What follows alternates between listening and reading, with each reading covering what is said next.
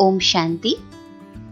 कहते हैं जिंदगी गुजर ही जाती है, तकलीफें कितनी भी हो, मौत भी रोकी नहीं जाती, तरकीबें कितनी भी हो। आज के समय में हम सब देख रहे हैं और अनुभव भी कर रहे हैं कि मौत का बाजार गर्म है। जीवन और मृत्यु ये एक ही सिक्के के दो पहलू हैं।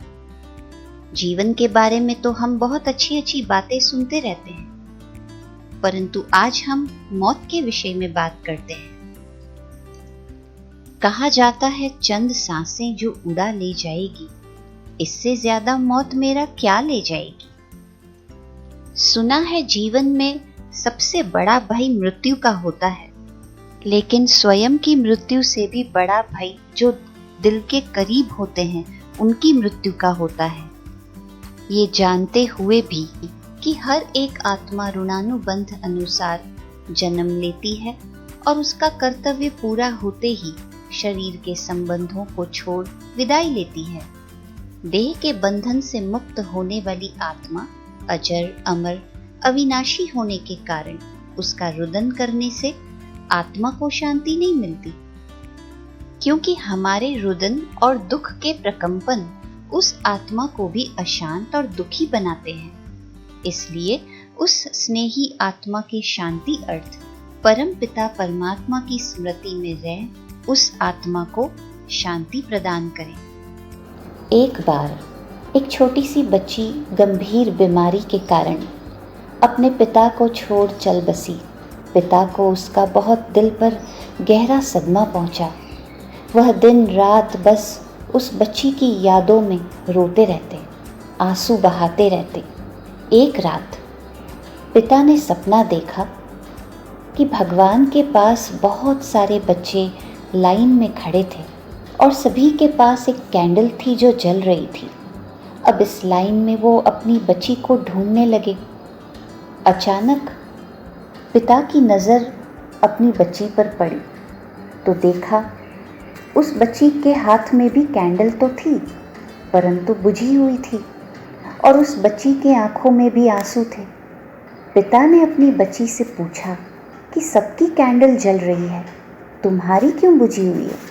बच्ची ने कहा, पापा आप मेरी याद में दुखी होकर रोते हैं तो वो आंसू मेरी कैंडल को बुझा देते हैं, इसलिए प्लीज़ दुखी ना होइए, मैं यहाँ ठीक हूँ।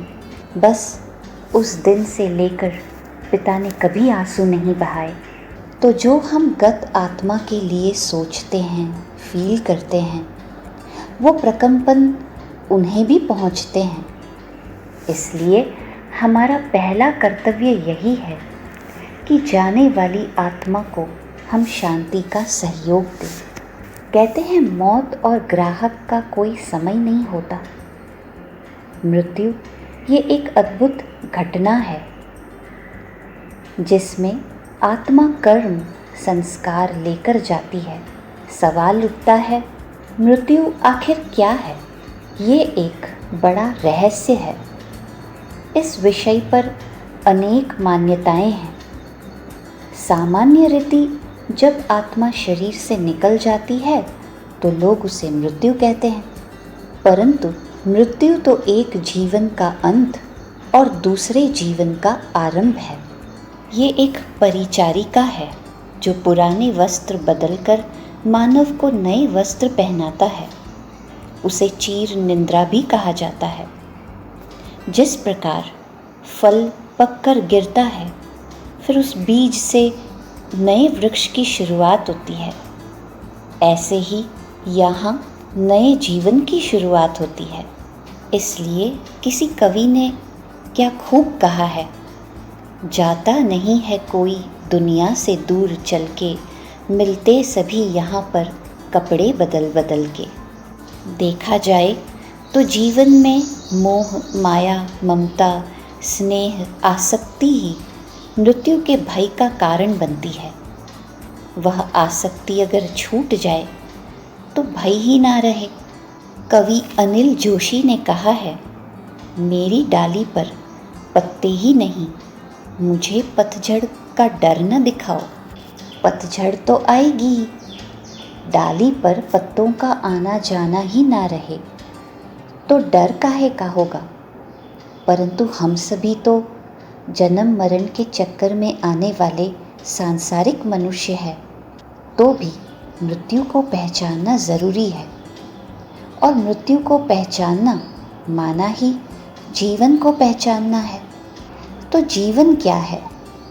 मृत्यु ये किसकी देह का?